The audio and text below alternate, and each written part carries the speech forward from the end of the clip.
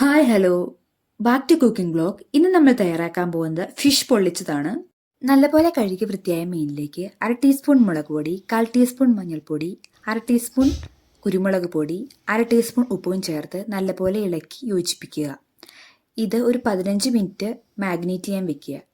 അതിനുശേഷം ഒരു പാൻ ചൂടായി അതിലേക്ക് ആവശ്യത്തിന് വെളിച്ചെണ്ണ ഒഴിച്ച് വെളിച്ചെണ്ണ നന്നായി ചൂടായതിനു ശേഷം മാഗ്നേറ്റ് ചെയ്ത മീൻ അതിനകത്തേക്ക് ഇട്ട് കൊടുക്കുക.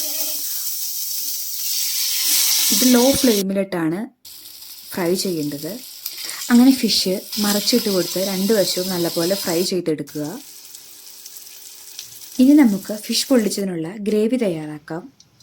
ഒരു പാൻ ചൂടാക്കുക, അതിലേക്ക് ആവശ്യത്തിന് എണ്ണ ഒഴിക്കുക. എണ്ണ നന്നായി ചൂടായി കഴിയുമ്പോൾ വെളുത്തുള്ളി, ചുവന്നുള്ളി, ഒരു മീഡിയം സവാളയും 1/4 ടീസ്പൂൺ ഉപ്പും ചേർത്ത് നല്ലപോലെ ഇളക്കി വഴറ്റുക. ഗോൾഡ് ബ്രൗൺ കളർ ആവുന്നത് വരെ ഒരു മീഡിയം ഫ്ലെയിമിലിട്ട് നന്നായി ഇളക്കി വഴറ്റുക.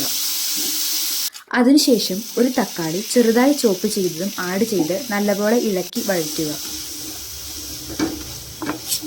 എണ്ണ ചെറിയ രീതിയിൽ തെളിഞ്ഞു വരുന്നതുവരെ നല്ലപോലെ ഇളക്കി വഴറ്റുക. അതിനുശേഷം 1/2 ടീസ്പൂൺ മുളക് പൊടി, 1/4 ടീസ്പൂൺ മഞ്ഞൾപ്പൊടി, 1/2 ടീസ്പൂൺ കുരുമുളകും പൊടിയും ചേർത്ത് നല്ലപോലെ ഇളക്കി വഴറ്റുക.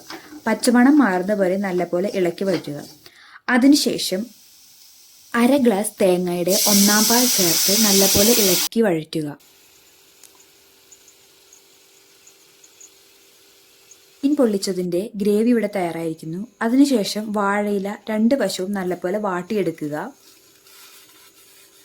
വാട്ടി വെച്ച വാഴയിലേക്ക് നമ്മൾ തയ്യാറാക്കിയ ഗ്രേവി ആഡ് ചെയ്യുക. അതിൻ്റെ മുകളിലേക്ക് ഫ്രൈ ചെയ്ത ഫിഷ് കൂടി ആഡ് ചെയ്ത് നല്ലപോലെ ഗ്രേവി ചേർത്ത് കൊടുക്കുക.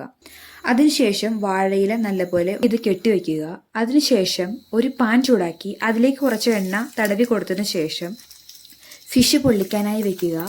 ലോ ഫ്ലെയിമിലിട്ട് 10 മിനിറ്റ് ഇടവിട്ട് തിരിച്ചും മറിച്ചും ഇട്ട് കൊടുക്കുക. ഇതിൻ്റെ വാഴയില കരിയാതെ പ്രത്യേകം ശ്രദ്ധിക്കണം. ഫിഷ് പൊള്ളിച്ചത് ഇവിടെ റെഡി ആയിട്ടുണ്ട്. നമുക്കത് തുറന്ന് നോക്കാം.